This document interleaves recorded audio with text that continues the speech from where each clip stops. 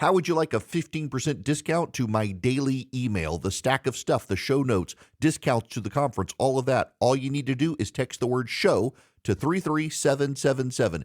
You'll get the annual subscription with a 15% discount to my daily email. You'll get the stack of stuff, the links to the show notes, discounts to the conference, and so much more.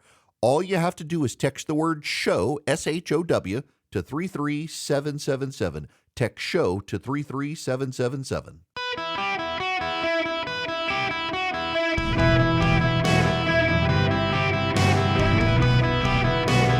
Welcome to the Eric Erickson Show podcast, Hour 2. Greetings, conversationalists. Welcome. It is Eric Erickson across the fruited plain. I'm so glad to have you with me. The phone number is 877-973-7425. Keeping CNN on in the background, it is just wall-to-wall Trump coverage. I guess it's good for the ratings.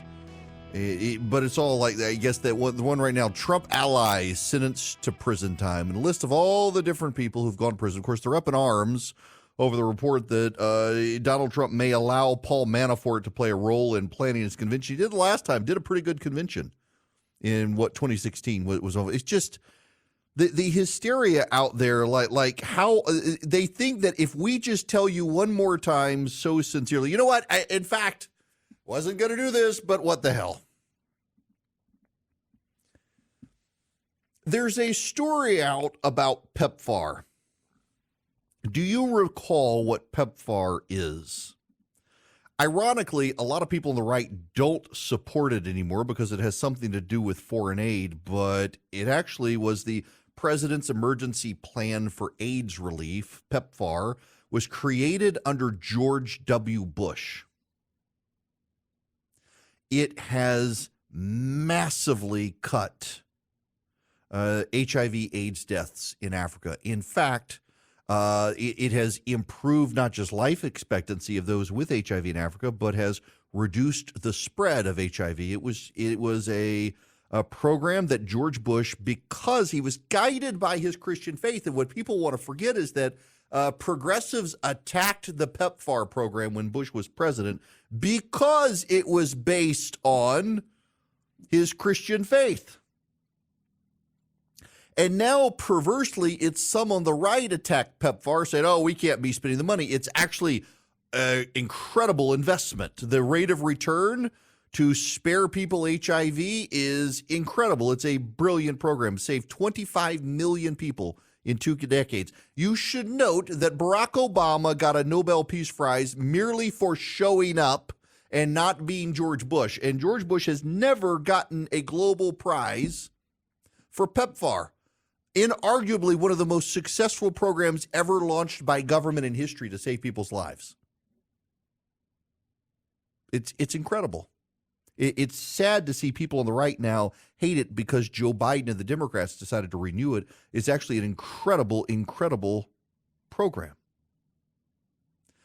Now, here's the catch. I'm old enough to remember when Democrats and members of the media accused George W. Bush of being a racist. I'm old enough to remember this. In fact, in the year 2000, when George Bush first ran for president, he, as governor of Texas, oversaw the execution of a couple of white guys. What the white guys had done is they tied a black man up with chains, tied him to the back of their pickup truck, and dragged him down the road to his death. And the Democrats attacked George W. Bush for opposing hate crimes legislation in Texas. And he was challenged at the presidential debate. And Bush's response was, I sentenced him to death. What more should we have done? And the left was infuriated that he'd executed these people as opposed to charged with hate crimes because, the left doesn't believe in the death penalty. There was a no-win situation for Bush, who oversaw the execution of 2 men found guilty of murdering a black man, lynching him. And Bush's sin was he hadn't passed hate crimes legislation, which apparently, had he passed the hate crimes legislation, maybe these two men would not have engaged in a hate crime. It's like the left-wing theory that if you put up a no guns allowed sign, guns will not come into the area. The number of schools shot up in America that clearly didn't have no guns allowed signs. If only they had put up the no guns allowed signs. It's the logic of the left. They accused him of being a racist for it. They attacked George Bush for being Hitler-like. They attacked George Bush for being a despot. They attacked George Bush for being a would-be dictator whose strings were pulled by the puppet master Darth Cheney. I regularly, when I was at redstate.com, would write about George Bush and refer to him as George Chimney McBush Hitler Halliburton, because the editorial cartoonists of the left would caricature him as a monkey. He was accused of being a foot soldier for Halliburton's war for oil. They accused him of launching the entire war in Iraq for oil, not to oust Saddam Hussein. He was Hitler-like. They celebrated it when the protester threw the shoe at Bush. I mean, that was a big thing on Comedy Central and The Daily Show and the like. It was all cheering on this guy who had the audacity to throw a shoe at George Bush. And they were convinced he was a despot. John McCain was their hero, and George Bush had vilified him, and Karl Rove's dirty tricks in South Carolina, racist dirty tricks for that racist George Bush against John McCain. John McCain, the maverick, stood firm. John McCain, the maverick, he was a hero until that John McCain ran for president of the United States, and then he too was a racist would-be Hitler warmonger who, by the way, was too old and injured to be president of the United States. And maybe he still had PTSD, and maybe he would make us go to war, that warmonger John McCain, who would nuke Vietnam to settle the score if he was put in the White House, that racist John McCain. And then it was the racist Mitt Romney who put a dog on the roof of his vehicle, station wagon. And that Romney, you know, he's a Mormon. And you know what Mormons think of black people? He's clearly a racist. And he would just be another neocon warmonger who would keep the wars going abroad. Couldn't put that guy in the White House either. Nope. That racist, bigot, homophobe Mitt Romney. Along comes Donald Trump. And the reaction is, hey, this time he really is a racist. No, guys, this time he really is a homophobe. No, guys, this time he really is a bigot. Guys, for real now. We're real. We promise you, this guy really does want to be a dictator. Everything we said about the others, we admit it. We were exaggerating then. We're not exaggerating now. Please don't elect this guy. Bill Maher had that famous monologue where he essentially said that, guys, I know we've said this about the other ones, but we're serious this time. When a boy cries wolf so many times, I mean, we literally have like Aesop's fables on this. The little boy is in the field watching the sheep and he gets bored. And so he goes into the town and he cries, wolf, wolf, wolf. And the crowd comes running to defend the sheep and the boy laughs. And in the afternoon, the boy is bored again. And he runs back. He says, wolf, wolf, wolf, wolf, wolf, wolf, wolf. And the crowd comes running again. And the boy just laughs and laughs and laughs and laughs. And in the evening, as the sun is getting low in the sky, a wolf appears on the horizon to come after the sheep. And the little boy is scared. He doesn't know what to do. And he starts screaming, wolf, wolf, there's a wolf. There really is a wolf. I'm not lying. There's a wolf. There's a wolf. There's a wolf. And the sheep get eaten because the crowd doesn't come because the little boy cried wolf so often they didn't believe him when the wolf really came. Hello, people on the left. Do you not remember basic grade school fables that teach you life's lessons? You did this to Bush. You did this to Romney. You did this to McCain. You did this to Trump. And now you're convinced if only we just more often, with greater force and disgust and lecturing and censorious tones, tell them this guy really is the would-be dictator. If only we do it now, they'll believe us. No, we won't. You got people on the left and in the media, reporters who are convinced. that if Donald Trump becomes president again, that on January 20th, 2029, the end of his constitutionally limited second term, he won't leave the office. They're convinced of it. What they're really saying is they are convinced that the American people will let it happen. They are convinced the Constitution's not strong enough to withstand him. They're convinced that somehow Donald Trump has this inordinate power, that the Secret Service will let him stay, the Supreme Court will let him stay, the Congress will let him stay, the people will let him stay, the military will let him stay, the states will let him stay, that somehow Donald Trump will be able to stay because, well, he will cancel elections or some such. It's simply not true. And you do see a level of projection because let's be real brutally honest here. The left would be glad to have a dictator so long as it was a progressive dictator. There are people on the right who believe we need to prop up Donald Trump and never surrender power again and do whatever we can to maintain power. There absolutely are. But there are just as many people on the left who believe it too. Again, you have progressive activists in Atlanta who've been firebombing places and shooting at police officers to stop a police training facility. The media doesn't really cover these people. The media doesn't cover this ongoing serial act of violence. But the left is fine with dictators. They just want left-wing dictators. Look at their Che Guevara worship. Look at their Cuban fixation. Look at their Venezuelan fixation. Look at how they treated George W. Bush. They now hail him as some grand hero. They hated and vilified George Bush when he was president of the United States. I have said, and will continue to say, that the best thing that will ever happen to Donald Trump is another Republican president. Because suddenly Donald Trump will look like a hero. Donald Trump will look like a steward of democracy. And maybe what they'll do is they'll say, well, you know, so what they've done with Ron DeSantis this past year during his campaign is we know we said Donald Trump's a dictator, but DeSantis really is smart enough to become one. That they'll give him damning praise. But they do it every time and they never learn their lesson. So it's really hard to believe all of their democracy versus dictatorship is on the ballot this November. No, you know what it is the American people participating in their democratic right to vote for president will vote for a guy who will be there for 4 years, who will then go away, whichever one it is, and they might die in office anyway. Donald Trump will not be a dictator and will not give up power once in the White House. He will give up power once he's in the White House.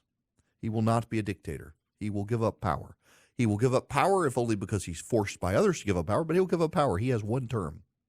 He said, I'll be a dictator the first day. And what he meant is that he's going to sign all these executive orders, and by the stroke of a pen without the act of Congress, will be able to undo a lot of what Biden said. And then yet again, the media's like, see, he told us he's going to be a dictator, just like they did with Bloodbath, take it out of context, to exaggerate it, to elevate him to something more than he actually is. Donald Trump's just a man with a bad hairdo, who's a little bit orange, who's probably going to get elected president of the United States. And he'll be there for 4 years. And the media will complain about it the whole time, and it'll be great for their business. The ratings will be astronomical. And at the end of the 4 years, if not dead sooner because of age and cheeseburgers, he'll go away. And the media will be convinced whoever is his successor is actually the real dictator, and that Donald Trump will have stacked the deck for him. I don't believe 2020 was stolen, but I am more and more convinced that in 2024, both sides are going to lie, cheat, and steal as best they can to stop the other side from winning, because both sides are so convinced the other side is going to do it that they themselves are going to be the ones to try it. And it all goes back to so much of the shrill rhetoric of the left, who have treated every Republican president as the second coming of Hitler. In fact, I dare say much of the left would say nicer things about Hitler than the Republicans, because you know how much the left hates the Jews these days. They start to sound like Hitler themselves. Hey guys, time to get in on the action for the biggest moments in basketball with Prize Picks, America's #1 fantasy sports app. Just select 2 or more players, pick more or less on their projections, place your entry, and win up to 100 times your money. Right now, Prize Picks will match your first deposit of up to $100. Just download the Prize Picks app and use the code GET100. That's code GET100 on Prize Picks for a first deposit match of up to $100. Prize Picks. Pick more. Pick less. It's that easy. Hello there, welcome. It is Eric Erickson. The phone number 877-973-7425. If you want to be on the program, all right. I'm gonna bring you guys in on my obsession now. As you are aware, I am a horrible golfer, and I love to play. And it is great now because given the length of the day now, thanks to Spring Forward, I can still go to the gym after work and then go get on the golf course. And I'm horrible. Y'all, I'm bad. And I love to play. I rarely keep score. And as every golfer will tell you, I am way better as a golfer when I'm by myself than when I'm playing with people. I can occasionally birdie, get lots of pars, but man, I get bad. But it is, honestly, here's how I play golf. I go with friends, and we each have a really great cigar and either a few beers or some bourbon, and we just play and enjoy each other's company. So a buddy of mine who I bring him down to Barnsley Gardens, or did last year. We're planning on doing it again. I'll bring him down. We'll go to Barnsley Gardens up north of Atlanta, one of my favorite places to golf, and we'll hang out for a weekend. Cooler beer, some pizzas, golf. It's go fishing. We take our fishing rods, and now he put on my radar the Ohoopee Match Club, which is down near Cobbtown, Georgia. In my radio listening audience is Vidalia, Georgia, home of the Vidalia Onions, and I love the people down there. Hear from a lot of them, and this golf course is very near them. And I have heard of it and then just kind of like fell out of my mind that it existed. And now I'm like, I got to go play this place because they discourage you. This is my sort of golf.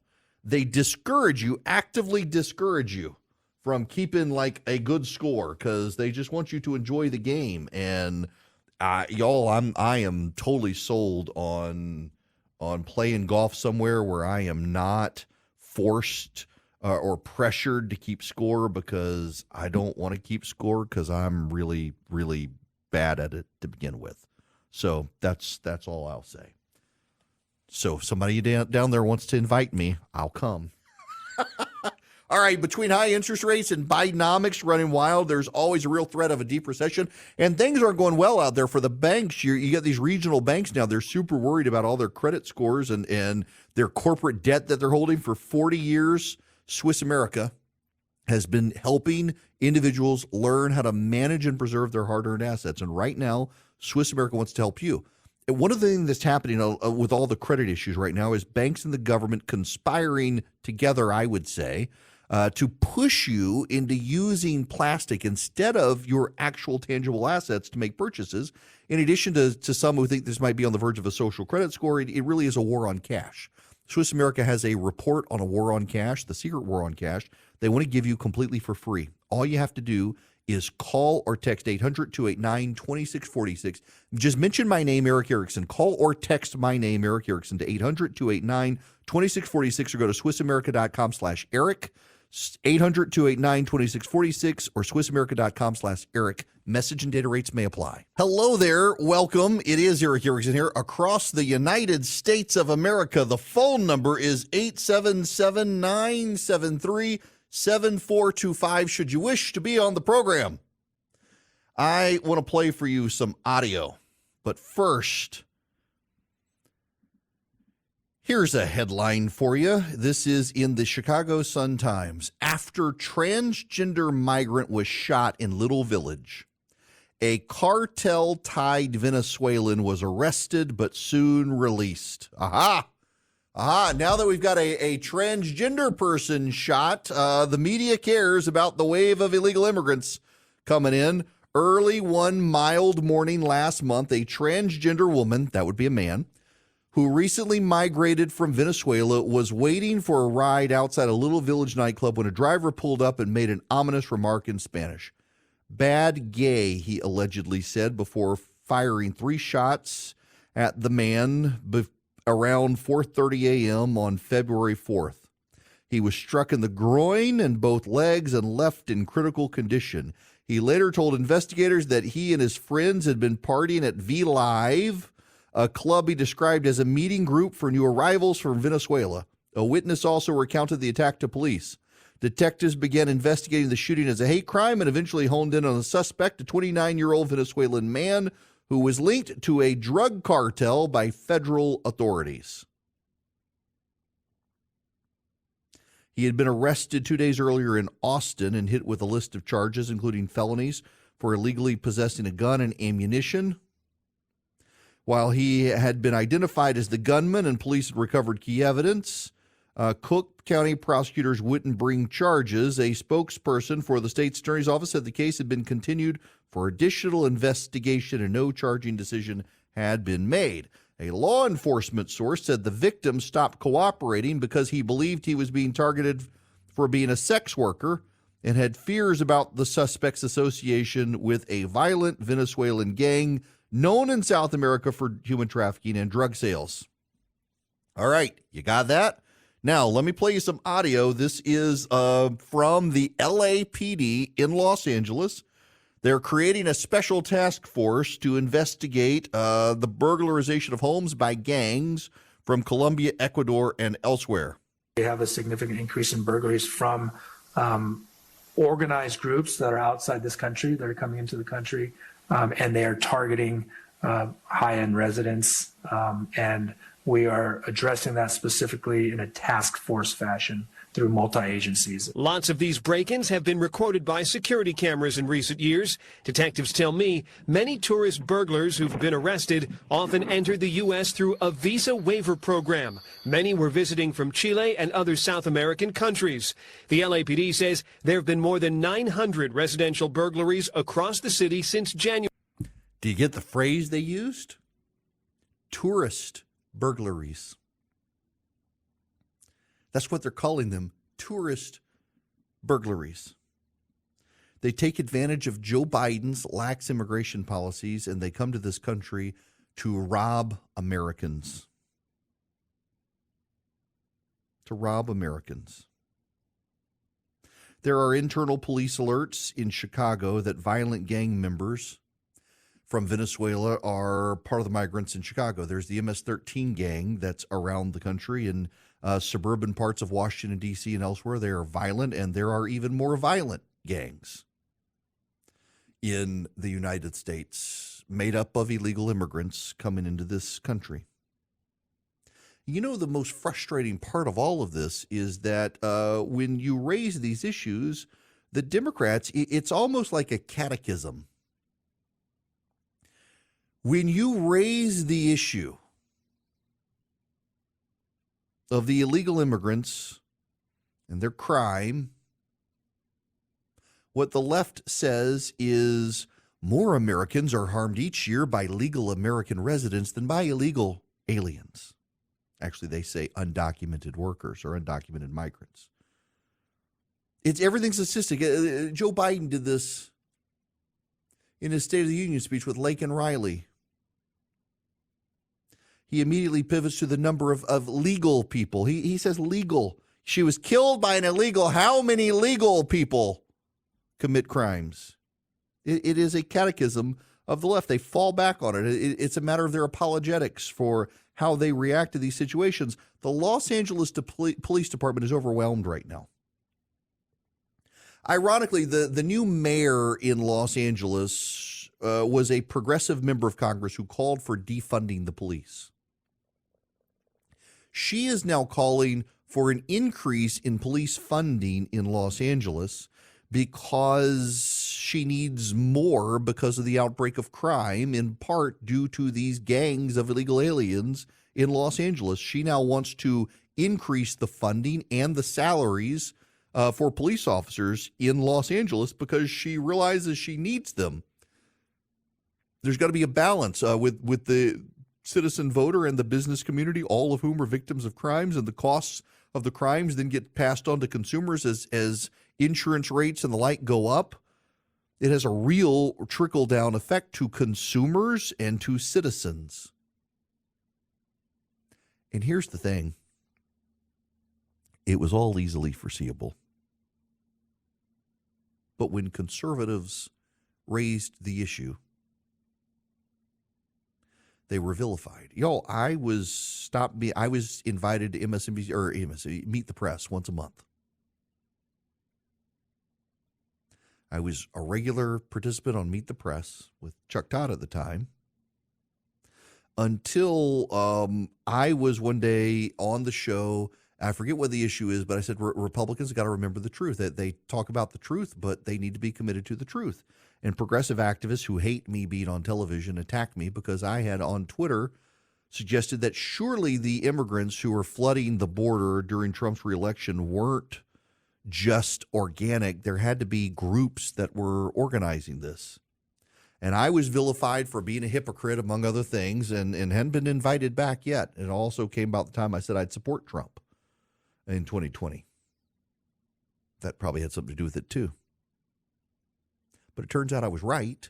There are non-governmental organizations getting funding, no less from the American government, that have been helping migrants get here. In fact, more than one informed person who is concerned about illegal immigration says if you go down to the Panamanian border with South America, you will see non-governmental organizations that are directing people of how to get into the United States. Some walk, many fly into Mexico City and drive up and then meet up with their coyotes and the drug cartels to get across the border. They're flooding the border, and it doesn't have to be so. It does not have to be so. And yet the Biden administration would have you believe there's nothing they could do. And it really has to do, frankly, with painting himself in a box. Because if Joe Biden were to come out now and say, okay, we're going to secure the border through executive action, then the issue becomes, why did you not do it sooner? As a result of that, they've had to step back from the idea of doing some sort of executive action because it would make him look bad for having dithered for so long. Mark Kerkorian has a piece in National Review on how to secure the border, how to fix the border, he calls it. If a Democrat is sworn in as president of the United States next January, it's not inconceivable that over the next 4 years, much of U.S. immigration law could come to resemble those archaic statutes that no one has bothered to repeal, like South Carolina's ban on keeping a horse in your bathtub. But if someone becomes president who actually wants to create a sustainable immigration regime that promotes the national interest, his or her priority should be to stabilize the border, and next would be to implement administrative and statutory changes that would prevent the problem from recurring. During a recent discussion of the misbegotten Schumer-Langford border bill, there was much talk about President Biden not needing new laws. That was true, but only partly. Biden, suffering from an acute case of orange man bad, went beyond what you'd expect of a new administration of the opposite party and created the border mess through 535 executive actions on immigration, undoing virtually every immigration measure undertaken by the Trump administration. Repairing that vandalism should be job number one if there is to be any hope of security at the border. But even under President Trump, when the border was under much better control, there was still too much infiltration, in large part because of statutory loopholes. Those have to be addressed, but since legislation necessarily takes longer than executive action, administrative changes can come first. The most urgent is the need to end catch and release. Any alien arriving at a port of entry or between them is required by law to be detained if he is not clearly and beyond a doubt entitled to be admitted and must be kept in detention until he is either lawfully admitted or deported. The detention mandate dates to the Ellis Island era and is required by the standard that civil rights pioneer Barbara Jordan stated in this article's epigraph, that those who should be kept out are kept out. That's from a quote from Barbara Jordan, chairwoman of the U.S. Commission on Immigration Reform in 1995. She was a progressive member of Congress. Credibility in immigration policy can be summed up in one sentence. Those who should get in, those who should be kept out are kept out, and those who should not be here will be required to leave. So Krikorian lays out a case that, yes, legislative action is needed, but it's not immediately necessary. It is necessary, but Joe Biden undid 535 Trump-era immigration executive orders, and those have allowed the situation to fester. And now we have criminal gangs coming into this country, and they're calling them tourists. Tourist burglaries, where illegal aliens come into this country organized as gangs before they get here and work together to rob Americans in Los Angeles and elsewhere. And Los Angeles, which is already desperate to hire more police officers, is having to divert resources to form task force to shut down the operation. In Illinois, in Chicago, they've got Venezuelan gangs. You got MS-13. You got all of these around this country. It's easily foreseeable. It's easily predictable. These sorts of things would happen. The Biden administration has turned a blind eye to it, and the Biden administration has denied they've contributed to the problem when, in fact, the Biden administration has exacerbated the problem. The border was not secure when Donald Trump was president. That is a fact. You may not like it, but it was a fact. But the fact is also he did a far better job limiting the flow of people into this country, because when Biden got elected, he made sure everybody in Central and South America knew, orange man gone, I'm here, come. And they took him at his word, and now Biden pretends he never did that, and yet he did. And the situation continues to spiral out of control, and Joe Biden is on course to lose in November because of it. The chicken's coming home to roost. Now, let me tell you about Americans for Prosperity and their website, Bidenomics.com. They, Americans for Prosperity, have built this beautiful website, Bidenomics.com, to educate Americans on what's happening with Joe Biden and what's happening with his Bidenomics plan. So let me go to this website for you. So it really is the website, Bidenomics.com. He wrapped himself in the label and didn't buy the domain. What they do is they take Joe Biden's quotes, like, for example, we're bringing down prices across the board. That's the rhetoric, and then they show the reality. Cost of living is up 18% and climbing. Or wages are up after being adjusted for inflation. The reality, real wages and take-home pay are both down. My economic plan is working. It's reducing the deficit. The reality is a $2 trillion annual deficit, the new normal. It goes on and on and on and on. The quotes, the updates, the reliable facts brought to you by Americans for Prosperity, bringing you the truth about Bidenomics. It is campaign malpractice that Biden didn't buy Bidenomics.com, but it is remarkably great that Americans for Prosperity did. Go to Bidenomics.com, find out the truth about Bidenomics and the Joe Biden economic record. Very easy to share with your friends and family, and it is completely fact-based. Bidenomics.com, brought to you by Americans for Prosperity. Hello there, it is Eric Erickson here. The phone number 877-973-7425. Should you wish to be on the program, this is going to make some of you extremely agitated with me, but I want to say it because, you know, I keep nothing from you. Someone commented the other day on my social media, I don't want you on my radio station. You hate Trump. Y'all, I hate everybody. Isabella Maria DeLuca. She should be in prison for being a self-styled social media influencer, but nope. She is going to jail. She was at the Capitol on January 6th. She's worked in, I guess, the Trump administration or some such. And I see people trying to make her some sort of victim. She's going to jail for exercising her First Amendment rights. She was just at the Capitol. She used her influential social media presence to challenge the Biden administration. That is not why they're prosecuting her. Can you not read the indictment, you mind-numbed automaton liars? She entered the Capitol through a broken window and helped other rioters steal a table that was then used by others to assault police officers. That's why they're prosecuting her. Based on the review of evidence, DeLuca can be seen 1, within the restricted area around the Capitol, 2, recording video and taking photographs, 3, entering the Senate terrace rooms mezzanine through a broken window on the lower west terrace of the Capitol, and 4, removing and aiding and abetting other rioters and removing a table from a Senate room and passing it to rioters outside through another broken window. The table was then used to assault law enforcement officers guarding the lower west terrace tunnel as described. That's why she's being prosecuted. Stop lying about these people. I do not care. I do not care about your affinity for the people you've decided are martyrs for storming into the U.S. Capitol. There are lots of grandmothers who I care about who were charged with crimes, and they just happened to wander in because they saw the big crowd go in, and they should never have been prosecuted.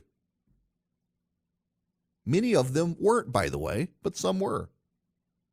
But you're really going to lie about this girl, Isabella Maria DeLuca, and claim that she's a victim for exercising her free speech rights? No, the hell she's not.